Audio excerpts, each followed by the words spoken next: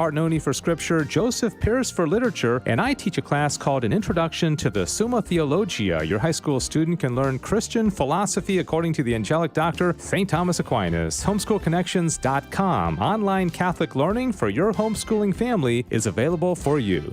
Dallas Bishop Edward Burns invites all newlywed couples married in the Catholic Church of Dallas to the Newlywed Mass. The Eucharistic ceremony of Thanksgiving for newlywed couples takes place on Saturday, November 6th at 5 p.m. at the Cathedral Shrine of the Virgin of Guadalupe, located at 2215 Ross Avenue in downtown Dallas. A reception will follow after Mass at the Cathedral Grand Salon. Registration is required. For more information and to register, visit cathdal.org/newlywedmass2021.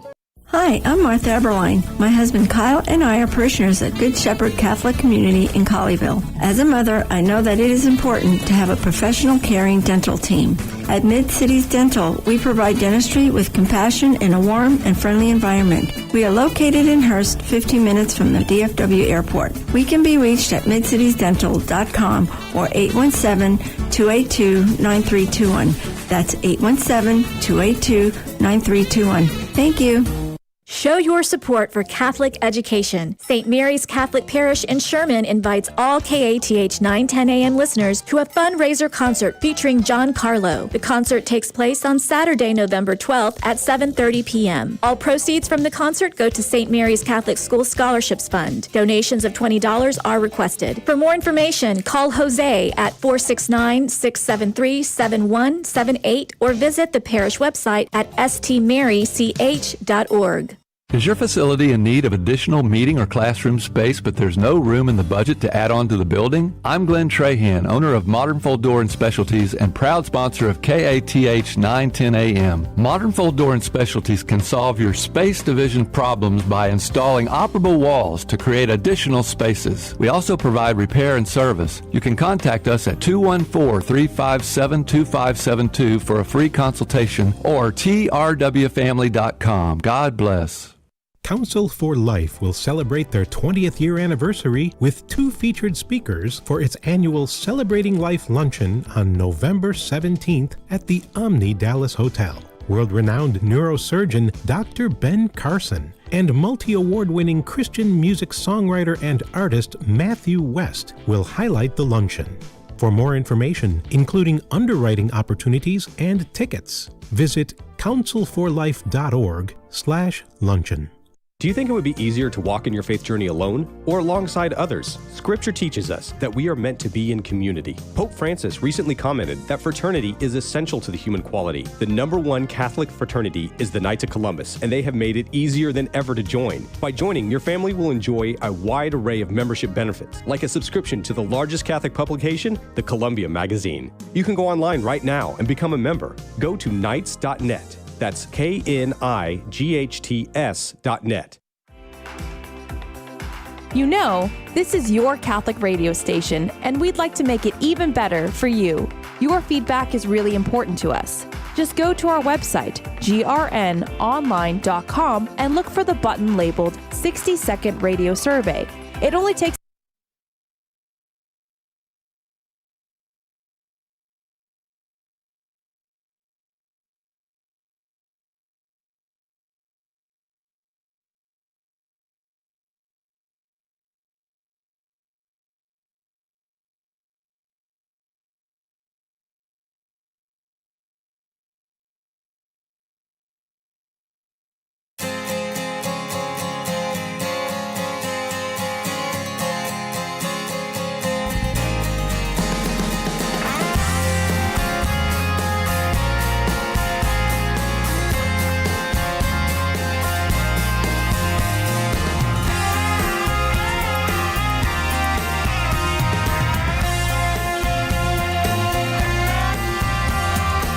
Welcome to Back to the Father, a show about the journey of life focused on our final end, which is God Himself, our loving Father.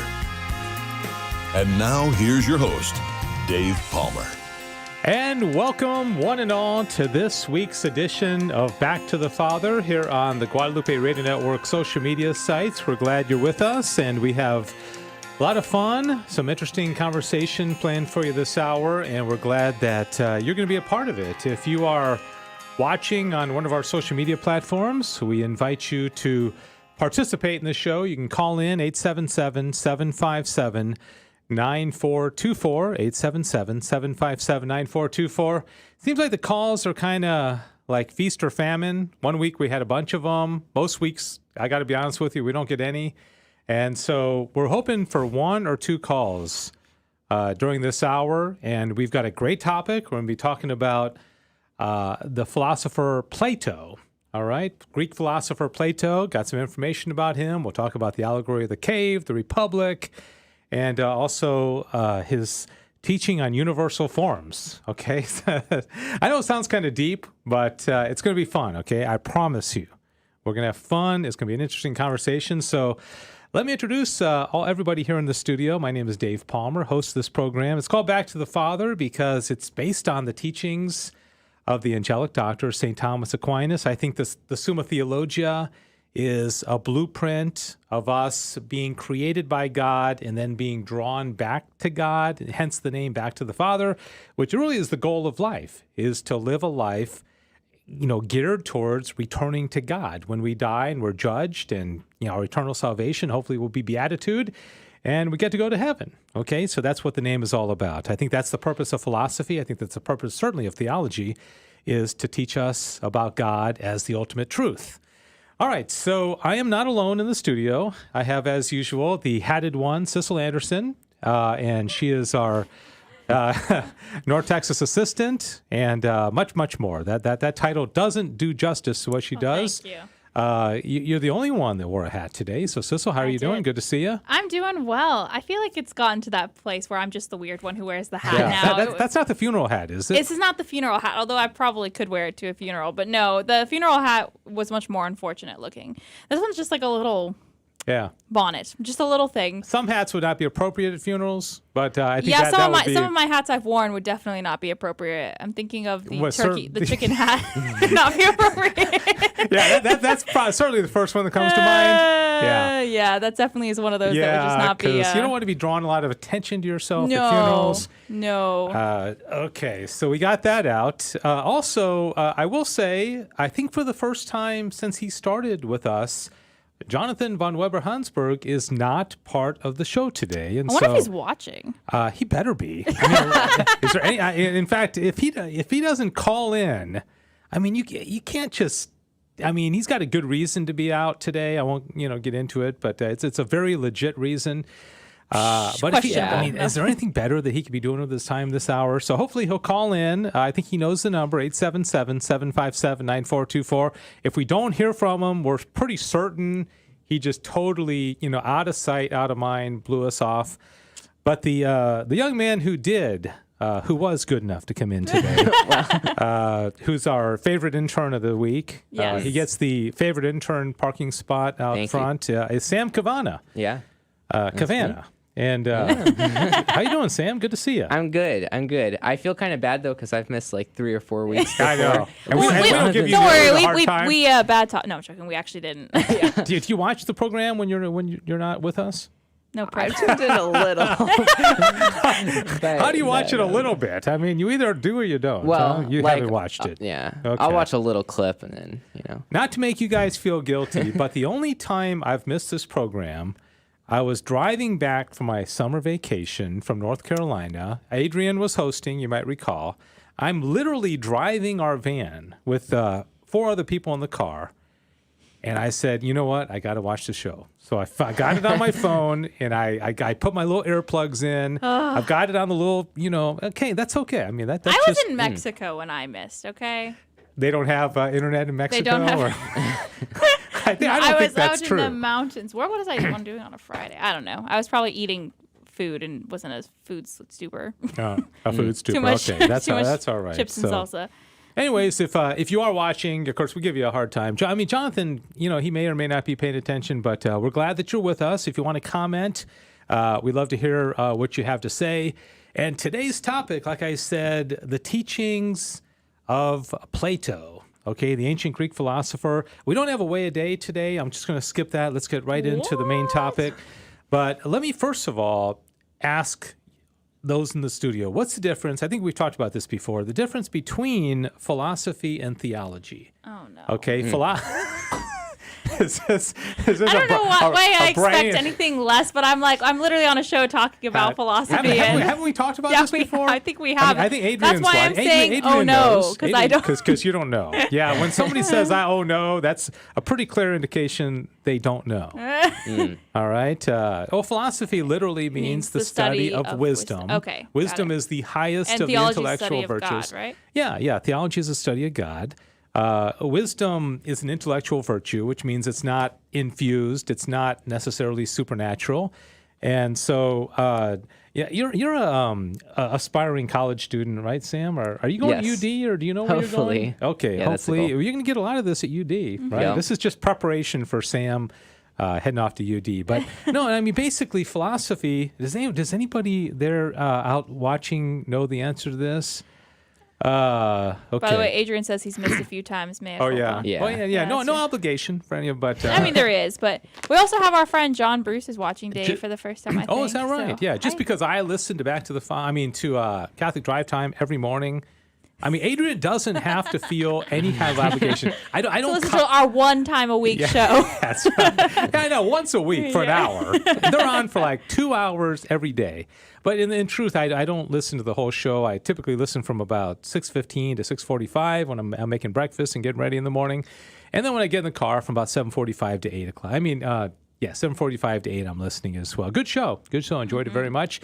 David L. Gray always mentions our show at the beginning of his, so I think I should reciprocate and mention that what's the name of his show? David L. Voicing Gray, Truth and Reason. Voicing Truth and Reason. Yep. He's funny. He's erudite. He's got good guests. It was so funny this last week because he got very excited during his monologue. And so much so that he was killing my audio levels. Oh, really? It was in the most hysterical way. He was getting so excited. And he mentioned that because I told him, I said, hey, during the break, I was like, can you just move your mic away from your mouth a little bit? He's just kind of getting a little too loud. He was just getting very excited and passionate and stuff like that. And he goes, my producer told me I was being too loud. But you were laughing, weren't you? I was laughing. I heard you laughing. I was laughing. I thought it was so funny. I mean, he was crushing my audio levels, but it was hysterical in the best way possible. Yeah, that's good. So you won't get bored. That's he's funny. He's funny. And I will say about Catholic Drive Time, they had a great guest on this morning. He was a young attorney talking about the culture, talking about kind of the domestic church and the need to really focus more on our family life than on what's happening in Washington or Austin, or we're so focused on mandates and not that we should ignore it, but it's like the government is controlling our lives and we're so worried about what the government's going to do next. And I think the point was, worry about what you're doing in your family, because the family is the basic cell of society, and we need to build up the family. It was a great guest. I really enjoyed it very much. All right, so philosophy, I think the best way I can describe it is it's those things which can be known through the light of human reason. All right, so it's not, the doctrine of the Immaculate Conception. It's not, heaven, hell, purgatory, or transubstantiation. These are all revealed truths, but philosophy is using our reason to come to how far can reason take us? What can we know through the light of human reason? All right, not revealed, like divine law, things that are beyond us by the very nature, that requires faith. Philosophy doesn't necessarily require faith. It's things that we can know through human reason. Does that make sense? Yeah, I think so. Okay. Adrian broke down the word for us, that Philo, it means love, and Sophia, wisdom, so love of wisdom, philosophy. Yeah, all right. I don't know if I've shown you this graphic or not before, but this is 1, 2, 3, 4, 5, 6, 7, 8, 10 philosophers. Have I shown you this one? I don't know if you have it up on your screen yet. Not yet. And when I teach my philosophy class, I teach for Homeschool Connections an introduction to the Summa Theologica. First class, I'll pop this up there and I'll say, how many of these philosophers do you recognize? Oh, I think you have shown us And this one. have I shown you this one before? I don't know if Sam saw it or not, but typically the students can pick out maybe 2 or 3, that they can recognize. And I'll just kind of go, these are some of the more famous philosophers of the last several hundred years. I don't think I usually look at pictures of them. Is the thing. Yeah, you don't think of I the like pictures. people know How do we names, have a but picture? Yeah. What? How So- would we have a picture? I know. Well, some of them are paintings. Well, And some drawings. of them are real pictures. Some of them are real pictures, but some of these are definitely drawings. Yeah, there's no doubt about it. but- Top right, definitely a drawing. That's William of Ockham, a Franciscan priest from the 14th century. And right below him, Karl Marx. That's Marx, you recognize Marx with the great beard there. Jean-Jacques Rousseau below him. And then the guy with the pipe is Jean-Paul Sartre. Famous atheist, nihilist, existentialist, and then Auguste Comte below him. And then second row, top, you see that guy? René Descartes. Second row. Yeah. Yes. Got it. Yeah. And then the guy that looks like George Washington. Yeah. Yeah, you know that. That's not George Washington. Okay. Okay. Immanuel Kant. That's Kant. Yeah. Hello. I know the name. Why did Kant get such a great reaction from you? I don't know. Big fan of Kant? No. I just was like, I remember him. Something about Kant. Yeah, okay. I was just like listening for names that I really recognize. Yeah, it's Kant. There you go. I just like to bring it down to everyone else's level, Dave. Right. No, I mean, yeah, she's a real crowd pleaser. Yeah, apparently, Kant. That's not that reaction. I mean, no, that's great. I'm glad that you're. I also know Descartes. I love how I just was like, Kant. I got my big reaction. You're very Kantian, Oh, aren't you? geez, Okay. Yeah, I think Louise. you looks like George Washington. Yeah. Okay. I would, and let me just say that eventually we may do programs on all these guys. Okay, so I'll make sure Sissel's given lots of warning when we do a show on Kant. Maybe she can lead that show because she's no presentation. Kant was the father of the categorical imperative. Yes. Okay. We all love the categorical imperative. Dave, is Plato in this image that you just showed? No. But I'm going to show you an image of Plato, but I don't have any of the Greeks on here. Yeah, anyways, below Kant, Kant also had the Copernican revolution in philosophy. Okay. And below him, the guy that looks very awkward is that's Hegel. Okay. Hegel. Frederick. Sorry, Hegel. You look awkward. Yeah, he's kind of like. It's an unfortunate drawing. He didn't show up well on picture day. No, he didn't. It's kind of, well, okay, that's a whole different thing. It's like, gosh, he Picture day. That's a page. It would have taken weeks. He didn't look good for weeks. It's not a point and shoot camera. That just happened. Yeah. Oh, okay. dear. Okay. So We're no, just Georg Hegel, the Hegelian dialectic. Have you heard of that? Yes. Okay. All right. And then the top left, of course, Nietzsche, Friedrich Nietzsche, famous atheist. I mean, I remember taking a philosophy class when I was at SMU, and we were learning about Nietzsche, tragedy of morals. He wrote on the Superman. He wrote on the will, the will to power. He wrote, God is dead, Zarathustra. I mean, he's very, very famous, and very anti-Christian as well. And then the guy below him, Ludwig Feuerbach. Okay. I will say, even though I do not agree with Nietzsche, he has a pretty fantastic name. Yeah. I always am like Nietzsche, and I'm like, if only you had been a Christian, it would have been great. Yeah. Could have been a Saint Nietzsche. And hey, that would have meant a lot to you, It would huh? have meant a lot to me. And poor guy. I mean, he died basically senile. He had a very sad end to his life.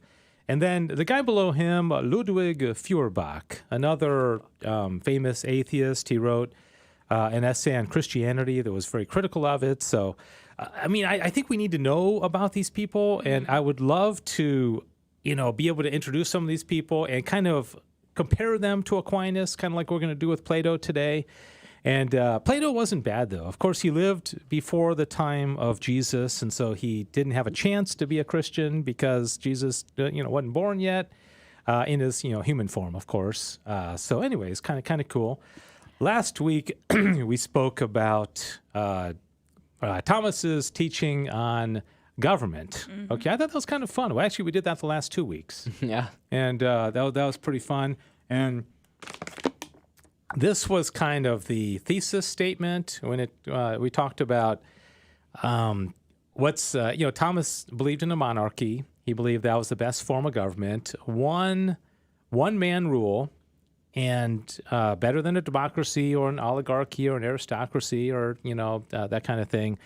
And he says here, I think that's on the screen, therefore, since the beatitude of heaven is the end of that virtuous life which we live at present, it pertains to the king's office to promote the good life of the multitude in such a way as to make it suitable for the attainment of heavenly happiness.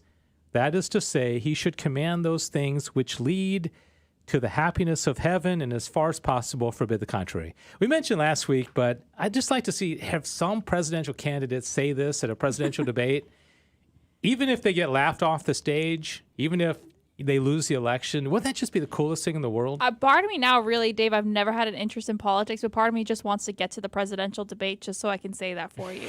So you can have someone. You're going to run for president? Just so that you can see somebody say that during a presidential debate. Okay. All right. I can take that. New life goal. No, I want. No, it's never said though. Nothing like that is ever said. Because primaries where they'll have like 15 people on the stage, and like half of them have absolutely no chance of getting the nomination. That's what needs to happen. One of these people just needs to get themselves on the stage and just say, my goal and purpose of being president of the United States is to get everybody, to try to get every single person in this country into heaven. It's interesting because I feel like it wouldn't be completely unreasonable, even in a secular world, for that to be said. Just like, hear me out, because I feel like even if people aren't Christians, they do believe in that kind of idea of a heaven to an extent. So the thought of being a good person, now, of course, what is that aligning with or whatnot? But I feel like that shouldn't freak people out the way that I probably would. Mm-hmm. You'd think so. But no one will ever say that. Yeah. Well, not with that attitude, they won't. I said I was going to run for president for you, Dave, just so you can say. You get up on the stage. You only need about 2% of the pop. I mean, there are people. So basically, I just got to get all my extended family and homeschool friends with all the big families to vote for me. But it was awesome because this is what Aquinas espoused. I would not be surprised. There is a movement afoot. I don't know, Sam, if you've kind of caught this vibe that, more people are talking about monarchy, different forms of government. I think most people think the government's way too heavy-handed. Maybe it's just not working. I know it sounds horrible, and I don't even think I would have said this 2 or 3 years ago, but I don't know. It just, I think maybe we ought to experiment. All right, so let's talk about Plato. Let me, in fact, don't put that graphic up on yet. Okay. Word association, Sam, open it up for you as well, because you said you've taken a class that you've learned some stuff about Plato, right? Sort of, yeah. It's a Catholic doctrine class, so we talk a lot about Aquinas, which also leads to talking about Plato. Yeah. How many people, because well, I won't even go there, but that the little kid's toy Play-Doh. Yes, that's the first thing I think of. It's terrible. I know, but Play-Doh obviously is a play off Plato. They wouldn't have named it that otherwise, right? No, they must. Oh, that's interesting. That could be philosophical. Why did they? Well, no, I think they're being cute. Yeah. Because they Play-Doh. Oh, yeah. Yeah, Play-Doh. Yeah. No, that would be interesting. I have a question. Yeah. What does Plato say about heaven and the beatification or the goal? We'll have to do a deep dive into him. Plato was a Greek philosopher, and so he would have lived in the time of, like I said, before Jesus. I don't know that he would have been aware. I don't know if he would have been even aware of the Jewish faith, or if he would have had Jewish. That's what it's interesting to think about. Yeah, because back then, you didn't have the internet, and people didn't tend to travel all over the place. I have no reason to believe that he ever left Athens. He was, but anyways, any other? That's a good question, Diane. By the way, I don't know that we'll get into that specifically. I know there's a lot of bright people. I don't know if Buddy is paying attention. Yeah. Buddy had some really he had a good great question. comments. He had a good question here too today. Oh, did he? Okay, what did he say? He said, "How is it that 9 out of 10 philosophers are basic heretics or try to disprove God's existence with their philosophy?" 9 out of 10? Yeah, that's his. I don't know if I'd agree with that because I mean that's I don't know where. I think he's probably just saying 9 out of 10, but. I mean, a lot of these philosophers were Christians. René Descartes was a Christian. I mean, Catholic Christian. That's true. I believe Kant was a Christian.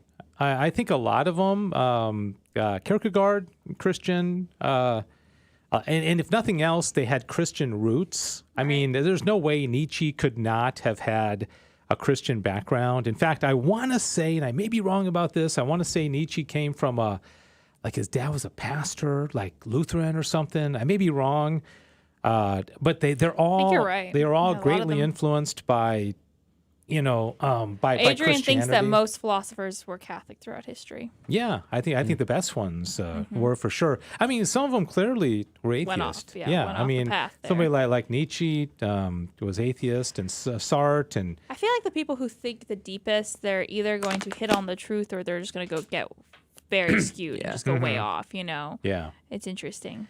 Yeah, but I really think, and again, this is why I think we ought to do some programs about some of these. I probably should have started with Socrates. Yeah. But Socrates didn't write anything. I know. Really? So every time you talk about, when you're saying word association with Plato, I think, of course, Socrates. and I'm like, it's so funny. He didn't write anything. We don't have anything. But either did Jesus. Right. But we have all the people who wrote about it. Yeah. So Socrates we know through Plato and maybe somewhat through Aristotle, but Plato was a student of Socrates. And Plato wrote these dialogues like the Trial and Death of Socrates, and even the Republic that we're going to talk about today was a dialogue with Socrates as the main character. I don't think Plato I don't, and again, I'm claiming ignorance on a lot of this stuff, but if we don't talk about it, like I can't wait till I'm an expert on this because we'd be doing this show, 5 years from now. Yeah, absolutely. But, and that's why we rely on bright people who are out there watching the program to add and contribute and call in if you want to as well. But I've got this graphic about Plato, and he lived BC approximately, and it's funny, these old-time guys, I saw like a wide range of when Plato lived. I don't know if they know exactly when he lived and was born and died, but it was 5th and 4th century BC. Again, he was a student of Socrates, a teacher of Aristotle. Can you imagine? Like your teacher is Socrates and your student is Aristotle. You're just like in this amazing sandwich of thinkers. What? Yeah. And do you know who Socrates' student was? Socrates' student? Yeah. He was a private. I'm sorry. I take that back. Okay, I totally. I was like, wait, is the Socrates student Plato? Okay, no. So Socrates' student was Plato. Plato's student was Aristotle. Aristotle was the private tutor of whom?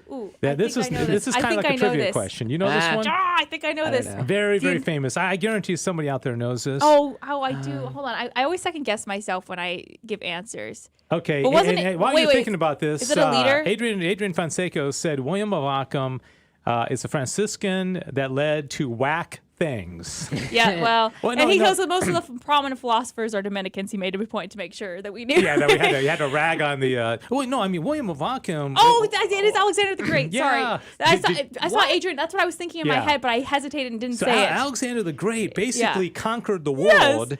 Okay, so when he wasn't conquering the world, he was getting private lessons from Aristotle. But back then, because the Catholic Church invented the school system. You realize that, right? Back then, although Plato created the first, basically a academy. Okay, his was called. But he also got Alexander the Great. Okay, so. Alexander the Great. So. Man, that was just awesome. Wouldn't it be great to have gone around? And Socrates, of course, his whole philosophy was asking questions. So if, what is justice? Well, and as soon as somebody answered, it brought up another question. That's the Socratic method, is just asking a whole lot of questions, right? Which is pretty interesting. So, some other biographical information. He's founder of the Academy in Athens. Now here's a question. Okay, so Plato Plato started the academy. Aristotle, his student, comes along and starts a whole different school because he's like, all right, Plato's got the academy. It's like, I'm going to have my own. Aristotle starts his own, okay? It was called the Lyceum. All right, just a little trivia there. You know, there's other trivia too. I learned this in a class yesterday. Apparently, I think they had on the academy, like the words on the entrance were something like, let no one enter without geometry. Oh, really? Yeah. Because Well, I would not have entered. I don't know if were women allowed anyways? Oh, well, I would have been. Yeah. I would have had a lot of things against me. Well, I don't know. I'm thinking back then it would have just been men. Probably. I mean, even in the time of Aquinas, I mean, studying the University of Paris, I'm pretty certain it would have been not only just men, but learned men, and probably exclusively religious, I'm guessing. You know, seminarians, priests. Probably. Yeah, I don't know that it's just like this. You know, hey, how you doing? Can I join your? You pass out flyers like, here, anybody come in. Bow and rolling. Yeah. Yeah. So yeah. Buddy has a question. He says he thought that the Jews had schools before Catholics, before Catholics. I always heard that the Catholics started the school system. Now, St. Elizabeth Ann Seton started the American Catholic school system, but the schools existed before America, of course. I don't know. And again, I have to just keep claiming ignorance. And so now we're going to talk about, and let me see, we're going to talk about his book called The Republic. Dun, dun, And dun, I got to admit something right off the bat. And this is where, we're going to have this conversation. I haven't read it. Okay, I have not read it. I know I was basically cramming today, like you would cram for a final exam. Did you put it on Audible and put it like 5 times speed? And people kept calling me, and people coming into my office. And today I totally shut off from everybody because I was like, man, I got to learn about Plato. Okay, have you read any Plato, Sam? No pressure, because I don't think so. Okay, no, not that I know of. I bet your buddy or Adrian probably have. Okay, so. I have, but it was a long time ago. Yeah, and I regret that so much. I wish. Well, even the thing is, like, even if you read it, so I read it when I was like 14. It was part of my school curriculum, and I did not probably appreciate it the way I should have. Yeah. But it was interesting, what I remember. Well, I'll tell you something to my shame. I'm driving my 13-year-old daughter to school this morning, and I bore her by telling her what we're going to talk about in the show today. I said, we're going to talk about Plato. And she's, oh, okay. And I said, we're going to talk about the Allegory of the Cave. And she's like, oh, yeah, okay. Yeah. She's like, know that. And I was like, really? I said, you've learned. Classical education, I man. said, you've learned the Allegory of the Cave? And I said, what is it about? She said, oh, I don't remember. At least I have the excuse of like 8 years, right? Like a long time ago. Now, I crammed on the Allegory of the Cave. Yeah. And so I'm going to be able to explain it. Good. I even have a graphic that we're going to show. Fantastic. So, I mean, not to put you on the spot, Sissel, but. What do I remember? Yeah. You know what to say it now. Do you remember anything? Yeah, I do. Okay. I can remember a few Sam, things. have you heard of the Allegory of the Cave? No, I haven't. Okay. Well, Sam, this is your lucky day, my it's okay. man. This is going to be your lucky day. Honestly, the Allegory of the Cave is probably All the right. one thing I So remember. when we talk about, and the Allegory of the Cave appeared in the Republic. It's like chapter 7 of the Republic.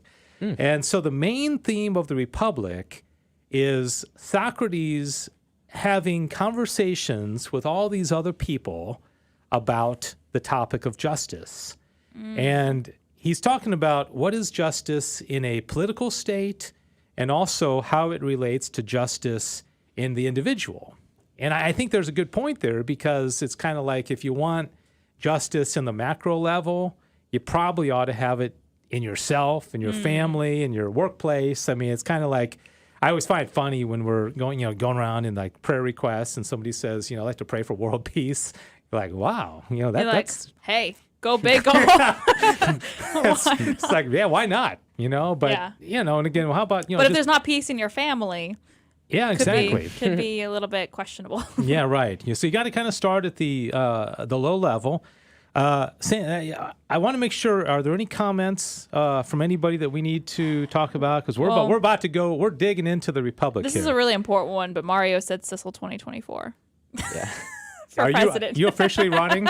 Well, Mario's backed me, so I think I would love to see you on the stage. Do you promise if you get up there, you'll say that? Dave, if ever in my life I managed to get that far, I will 100% say that because I can say that with pretty strong guarantee that I'll never get that far. Yeah. But if I do, I will do it. But Adrian said he's going to run against me. Yeah. So I don't know what the point of that is. All the GRN employees up there.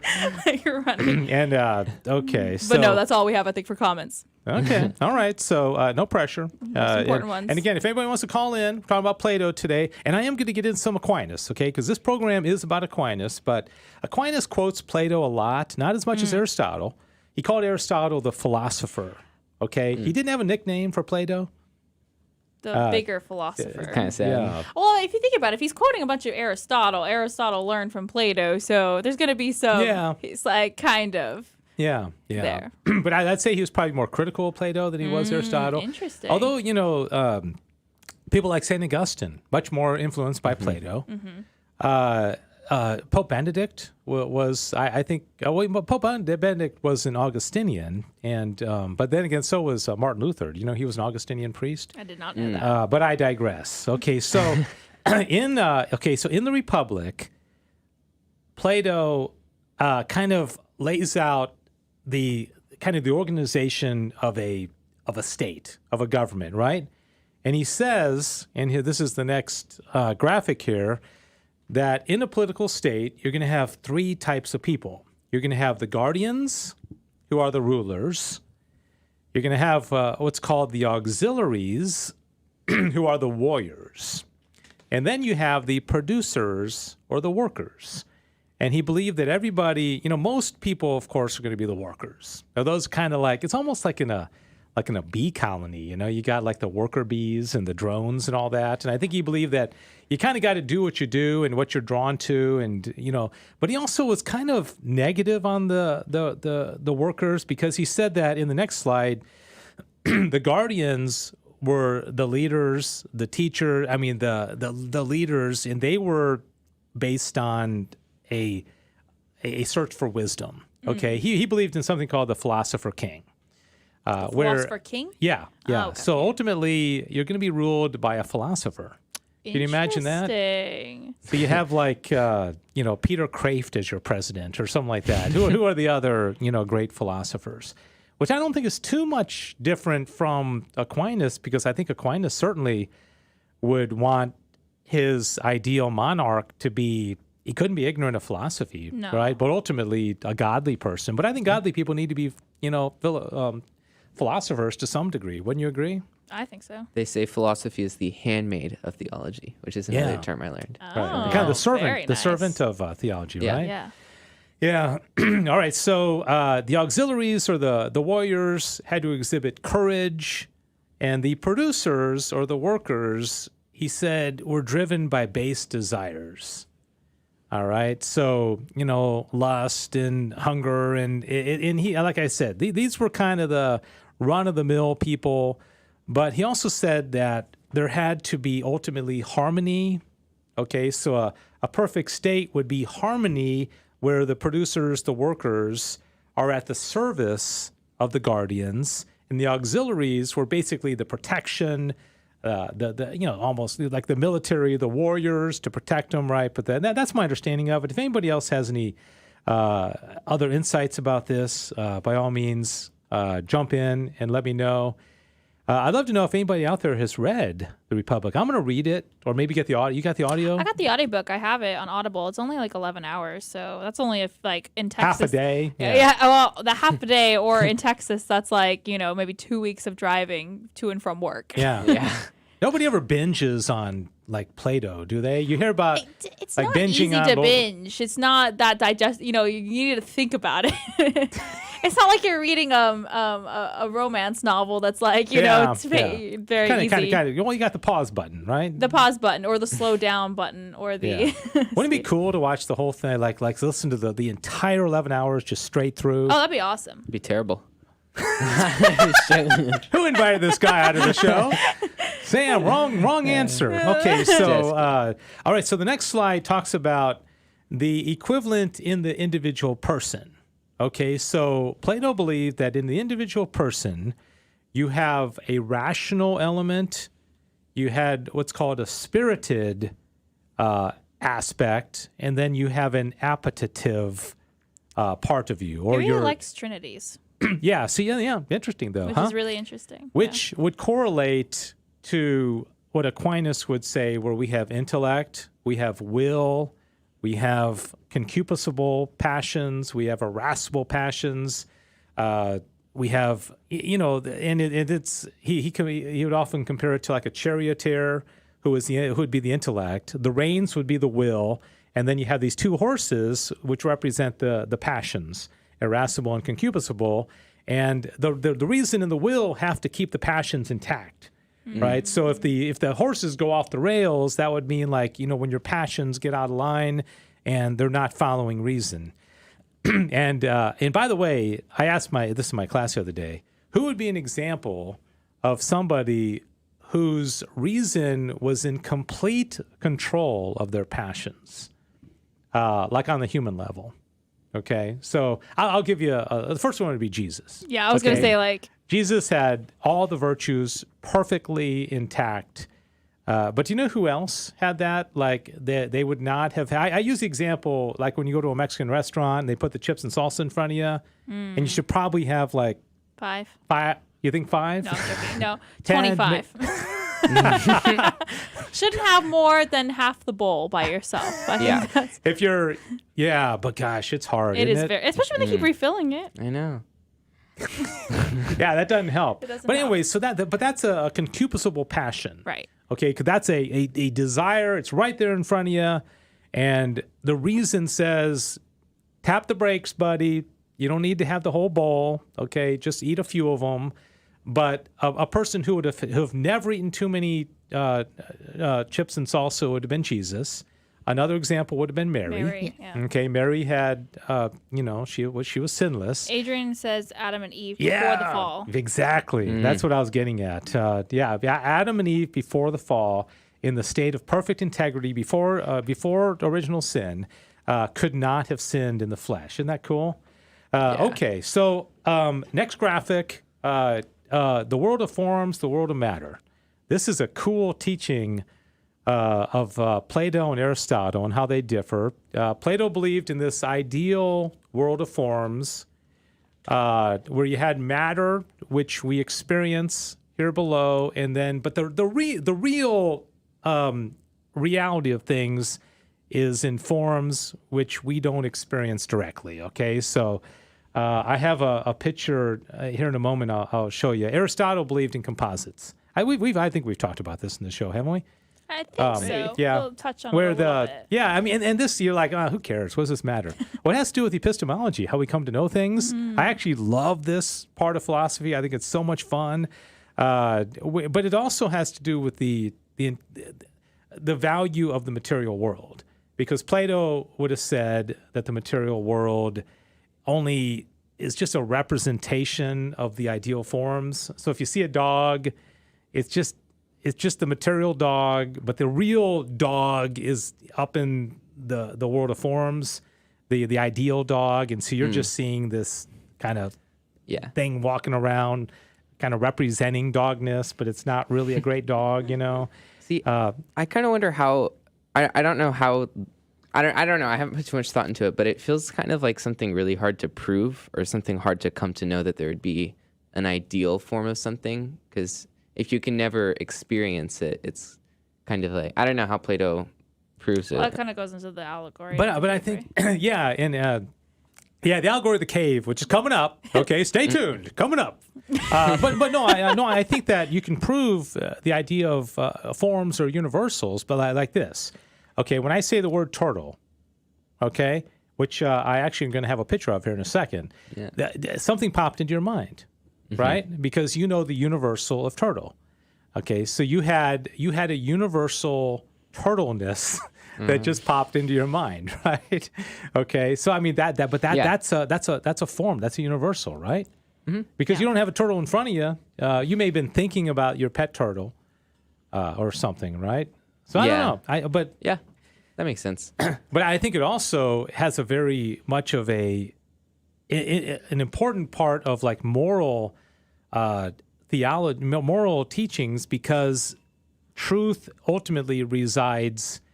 Like, where does truth reside? Like the whole debate about gender ideology. If a person's born a male but they think they're a female, or now, I mean, with this crazy stuff that's going on where people are starting to self-identify as anything, but the truth resides in the Creator, right? And so if I look at this and say it's a refrigerator, how do we know it's not a refrigerator? But, I mean, that's kind of because it's a pen, right? But how do we know that? Because the person who made it as a pen. They didn't make it as a refrigerator. And so if God makes somebody as a male, that is what they are. And somebody could say, oh, but it's not. So I think it actually has pretty cool implications, all this kind of stuff.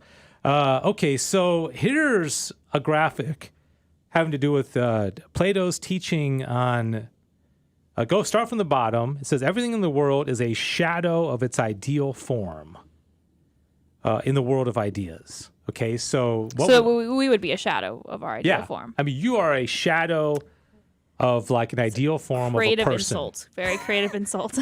Yeah, which has to do with the cave, because there's going to be shadows that are on that, but it's more. And then it says, we recognize things in the world such as dogs because we recognize they are imperfect copies of the concept in our minds. Okay, so we have a mind of a dog. We come across this dog, but we say, oh, that's just an imperfect representation of the ideal form of a dog. Okay, so Plato believed all these ideal forms of dog and cat and man and goodness and that all existed. Yeah, which would mean that it denigrates the actual experience of the world, because it means that our experience of the real world is not that significant because it's not real. It's not. I don't know. I don't want to put words in his mouth. But he's been dead for a while, so he's probably not going to, walk in the room or anything like that. Diane, did you have something? Yeah, I'm just Googling. I think it's Wikipedia. And I found something interesting. Plato is a lava-filled lunar impact crater of the moon. It was named after Plato the philosopher. Oh, cool. Okay. A crater on the moon. Diane, look at you. He's just like, doing some research. I could have been a trivia question. Oh, who has a trivia question? No, I said that could have been a trivia question. Yeah, yeah. Hopefully Diane didn't ruin anybody's trivia questions. Okay. It did not. All right. So, going back to this thing here, it says on the left, we are born with the concepts of these idea forms in our minds. Now, this is an interesting statement, because that is what St. Thomas Aquinas would say the angels have. Okay, the angels are created with the intellectual species already infused in them. Because why? Because they can't experience them because they don't have senses. Okay, they can't see a turtle. They can't see a rabbit. So it's already infused to all the intellectual species. It almost sounds like Plato is saying that's already in our mind when we're born. I mean, I don't know that I agree with that. I mean, a newborn baby, do they already have the... It might be the passive intellect, which we'll talk about here in a second. Okay, the illusory world in which we live, the world of the senses, contains imperfect copies of the idea forms. Okay, I don't think Aristotle would agree. And then up in the top, the real world is the world of ideas, which contains the ideal form of everything. All right, so he's created this kind of like division. So up here in the, up in the sky, so to speak, you've got the real ideas of things, and then what we experience down below is just kind of like this representation of them. It's just a material form of the ideals, right? Okay, does that make sense? I think so. Yeah. Yeah. And it does make sense that there's more proof for how there would be an ideal, like an ideal concept of a certain thing, just in the fact that like we have concepts, but they aren't what we actually see. Yeah. Yeah. Also, Thomas talks about phantasms, where you abstract phantasms, and that's how we come to know things. That's where we get fantasy. Like you can fantasize about being on the beach in, Florida or something, but that doesn't mean you're there, right? Okay, so there's a picture of our turtle. Okay, just in case anybody's longing for a picture of a turtle, but there it is. There it is. No, but that's a physical, concrete turtle, but it would only be a representation of the ideal turtle. Okay, up there. Oh my goodness, it's already 2:45, isn't it? We're running out of time. All right, we're having a part 2 of this? Here's the cave. Okay, the cave. All right, so the cave. Here's my here's my take on the allegory of the cave. You got these guys who are chained. You see the men kind of sitting on their bottoms there by the wall? Okay, Yes. do you see that? I am circling them. Okay. And they're chained next to the wall, and they're seeing the shadows of things on the wall. And the only reason they see it is because there's a fire there, and every now and then somebody, you see those caped people, will walk by with an image of a real thing. And then the light will cast a shadow on the wall, but the people that are chained there are only seeing the shadows. And not the real. So they're not seeing the real thing. And they're chained, okay? So I think I think what he would say is this represents kind of us in this life. Right. But in the allegory of the cave, one of them breaks free. Mm-hmm. Okay, so he breaks free from his chains and he runs out. You see him up there on the top. Okay, so you see him climbing up, and then he gets up on the top, and then he sees reality, and then he's like the philosopher king. He's the guy who then goes back down to the chained people and tries to explain to them that they're not really seeing reality. Mm-hmm. They're only seeing That's shadows. like some Matrix trippiness, you know? Yeah. And so, but then they don't believe him. Right. Because they're so caught up in their world of shadows that they don't want to believe. So Plato is, I think, and again, there's a whole lot to it, and there's a lot of different ways. I don't know if anybody that's out there watching has any additional information. It also would have to do with his, the whole idea of the ideal forms, where I think the shadows would represent what we experience with, like I'm experiencing Sam in the flesh and Sissel here and Diane, but that's just the physical, like representation of an ideal form that is the really, no offense, but you guys aren't like the real thing, okay? I think that's what Plato would say. Wow. Right? He's No good at offense. insults. Yeah, all right. We need that sizzle sound effect. I know. Who's going to get the sizzle sound effect? It has to be sizzle, The ones right? on the internet were very disappointing. I might need to make my own. Are we doing the Gimme Summa? Yes. Diane's like, is that my signal? Diane's so good. Diane's getting impatient with us. Wait. I don't think we're ready yet. Yeah. Hold on a second. I don't think we're ready yet. Hang on a second. Yeah, so anyways, so that's the allegory of the cave. There's a lot more to it. Kind of hard to explain it in just a few minutes, but I think we'll definitely have to revisit Plato. I think Plato was getting at that, we're not experiencing reality. Okay, whereas Aristotle, I think that's why he started the Lyceum, is that he's like, I don't know. He's I see what you're saying, but no. I'll raise it. I'll see your allegory of the cave. Do you know there are actually 3 allegories in the Yeah, that's what I was thinking. allegory of the sun? Yeah. There's, what's the other one? Allegory of the... Hold on, Google. It's the allegory of the other one. But yeah, maybe we'll revisit this. Because, man, we need to talk about this kind of stuff.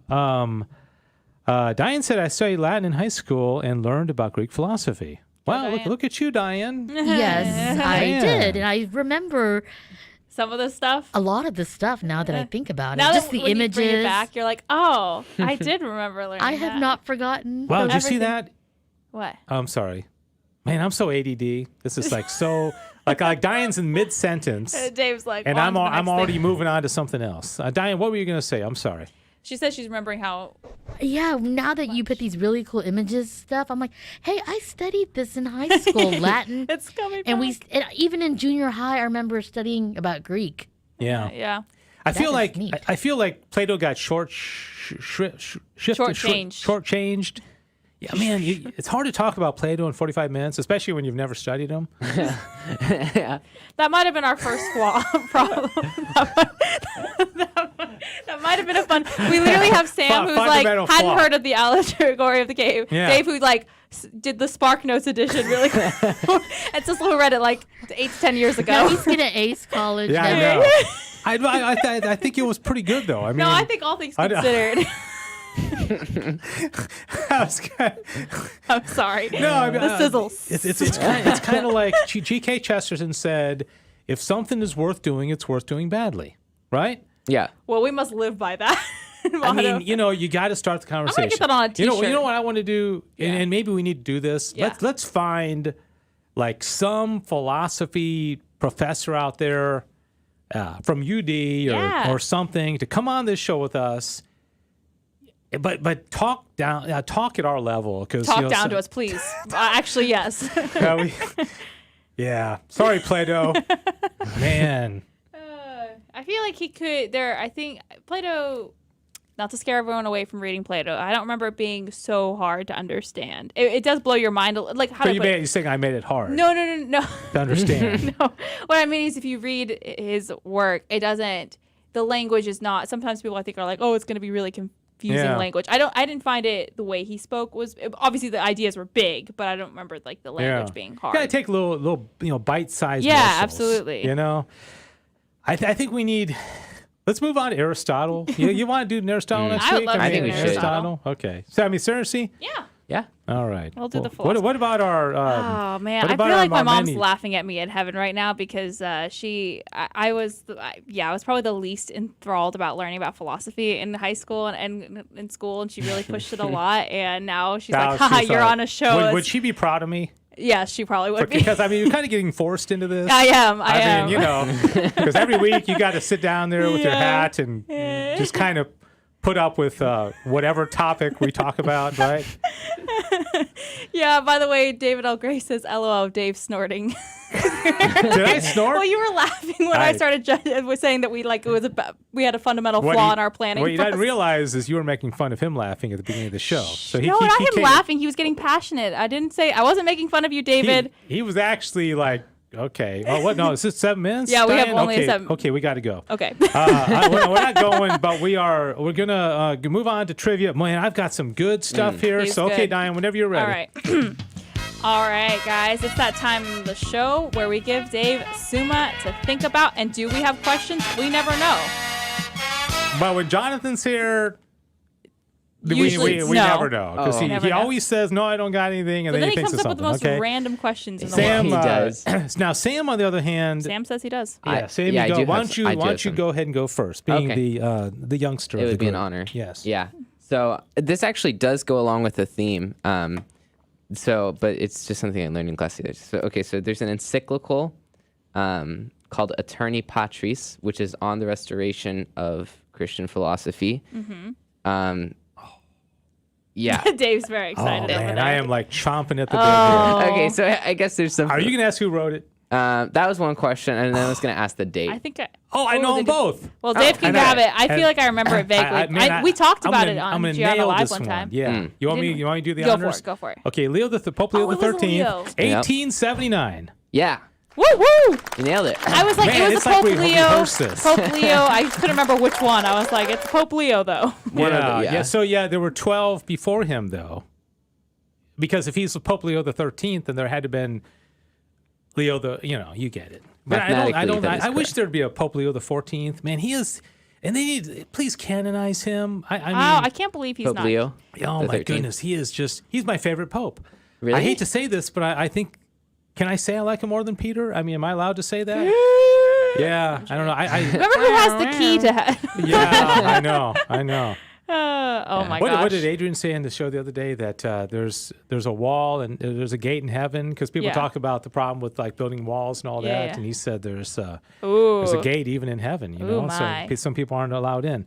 I thought that was an interesting point. So okay, thank you. Yeah. I mean, I know, Dave and really I've read Aeterni Patris many times. Yeah. It's great. I highly recommend it. In fact, I sometimes make my students read it. It's very, very good. Mm-hmm. All right. So I just up. have a couple of quick ones. We'll do them fast because I know Dave is very, very excited. No, take your time. And you know what? We're not bound to any specific clock, but No we one try to get out about It's an eternal 3 clock. o'clock. Yeah. No, but we are. I was going to say, Dave, we have to be on the air at 4 o'clock, like 30 minutes away. We do actually have something. I take that back. All Go right. ahead. Okay, quickly. How many popes have there been? Ooh. Oh, actually, I think I know. 435. I'll take the closest answer. 435? I thought it was in the 200s. You say something, I Sam. was going to say 265. Oh, 266! Is that right? Oh, man, Sam. that was way off. Yeah, Sam was so close. Hey, give him some claps. Give Sam some claps, too. Oh, man. Was I off by like 200? Yes, you were. Well, through 150. 150 roughly. boy. Oh man. Yeah, I also was I was like, it's how many has it been? And I got it confused with presidents in my head. Anyhow, it was all right, Damn. sorry. That was my bad. All right, now hang on. Where'd my other question go? No, it was a good one. Oh, who gave us the reveal the miraculous medal? Who did Our Lady reveal the miraculous medal to? Which saint? Oh man, was it Saint Margaret Mary? That's your answer? Oh no, I know it's not St. Margaret Mary. no. I don't know who it is. Can I change my guess? Yeah. Okay, do you know? No. It was the Saint Simon Stock? No. I think it was a sister. It was a sister. You're right. Oh That was man, really and sad. nobody out there in Does anyone know? nobody knows. Again, this is from like The a. miraculous medal. Is this a Miraculous fact or? Well, I mean, it's on a No, Catholic trivia- Catherine Laborie. Yes. Yeah. Whoa. Okay, Saint Catherine Laborie. Yes, there you Okay. go. I was like, I Margaret hope Mary- it's not wrong. Okay. All right. You go for it, Dave. Okay. And I'm sorry. I'm being. No. Those were good. Thank you. All right. So we got. Dave tried to be like, those were good, but mine are pretty bad. No, I'm not saying mine's bad. I like Sam's. I mean, because That's good. all right. So here we go. You ready? And then feel free to play along at home if you'd like to. There are 56 cities in America named after Catholic saints. Go. Oh, how many? Oh, St. Anthony. One of them's right here. San Antonio. San Antonio. You know, that's that. I All just right. said San Antonio, Texas. There's St. Augustine. St. Augustine, Florida. Saint- Wait. Okay, I'm gonna. Okay, Sissel gets those two. Feel free to play at home if you want to. Specific. Okay. Okay, Saint. 56 There's cities. another one in Florida 56? that's Saint. Some of these are very obscure. You're I'm not sure gonna they're ever not. get. But Saint San Francisco. okay, San Francisco. I keep saying the saint, was not like- the. Okay, so I'm gonna have to. Let's see. shoot. Some of these ones you're gonna say. Oh, Juan yeah. Diego? Where? I don't think there's a. You There's gotta know. There's a I think San that's Diego. one. San Diego. Yeah. San Diego. Yeah. Yeah, right? there you go. Wait. Go, Diane. Okay, now I'm. Wait, hold on a second. Yeah, look, so she said St. Juan Diego. Yeah, I know. I keep saying. I don't keep think saying, the judges are going to take that. Wow. All right. Well, I said San Diego. Okay, San Diego. San There's another one I Francisco. know in Florida that was really close to my house, and I'm trying to remember what it was. So give me a second. Man, Sam, it say Is it in something. Florida? Yeah, no, there's a lot in that? Florida. Yeah. Oh, yeah. Saint. It's another one in Florida. Another saint, and it was near my house growing up, and I'm trying to remember what it was. I don't think the judges are going to take St. that. Petersburg.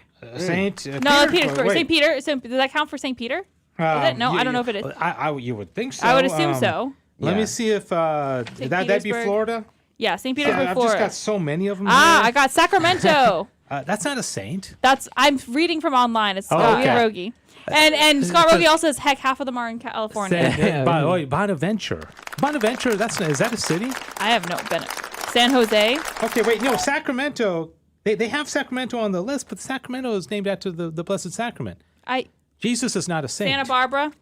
That's another Okay, one from Santa- Scott. yeah. I'm just going to take them all from Yeah. Scott from now Yeah. on. He's pouring him in. Scott used to live in California. Oh, wow. Scott is on a roll. That's what anything that begins with San San is going to be Santa Fe. No. Santa. Yeah, well that's Saint Fe.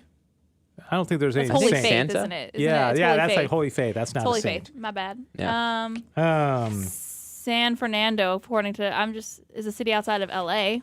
Apparently, Great. San Yeah, Bernardino. The San Fernando Valley. San Fernando Valley. Okay. I honestly lost I track can't of which remember ones we. any of it. You're just Yeah. like mind blank. I'm blanked. Is this gotta be? I feel like no. Hold on. Now, I had one and I've You know, lost. it. Carrollton is named after a Catholic, I'm pretty sure, in Dallas, but So- not a saint. now, one of these. I'll just give you one that you probably don't think about. Okay. Okay. You've heard of the Twin Cities, right? Oh, St. Paul. No. Okay. Yeah, but what's the other? Minneapolis. What's the other city in Minnesota? St. Minneapolis. Cloud.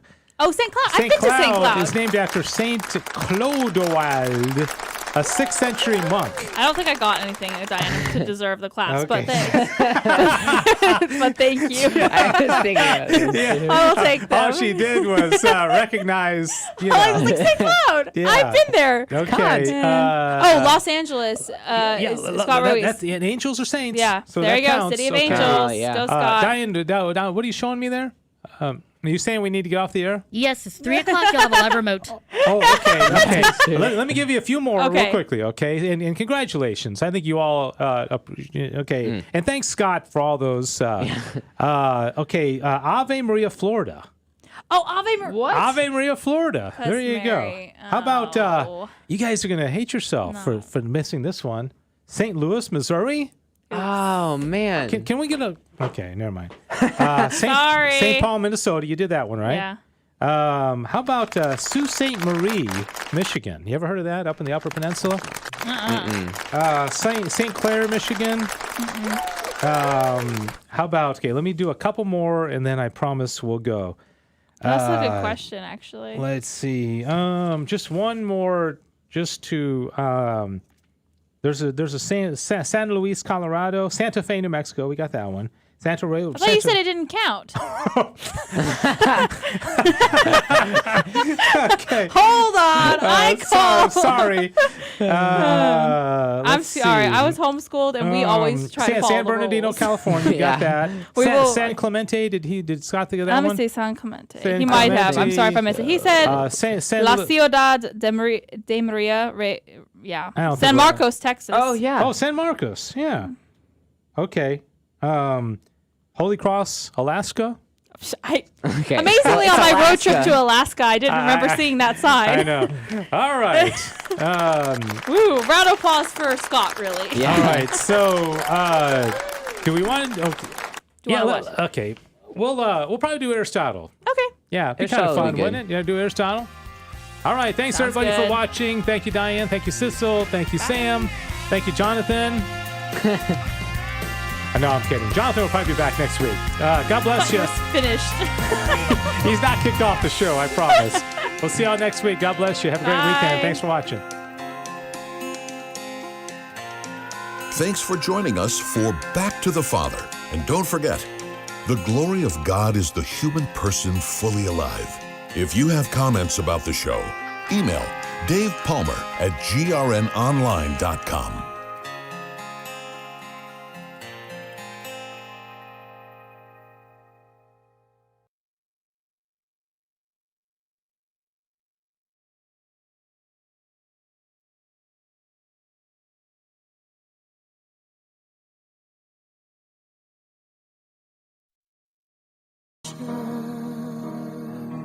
Have mercy on us and on the whole world, for the sake of his sorrowful passion.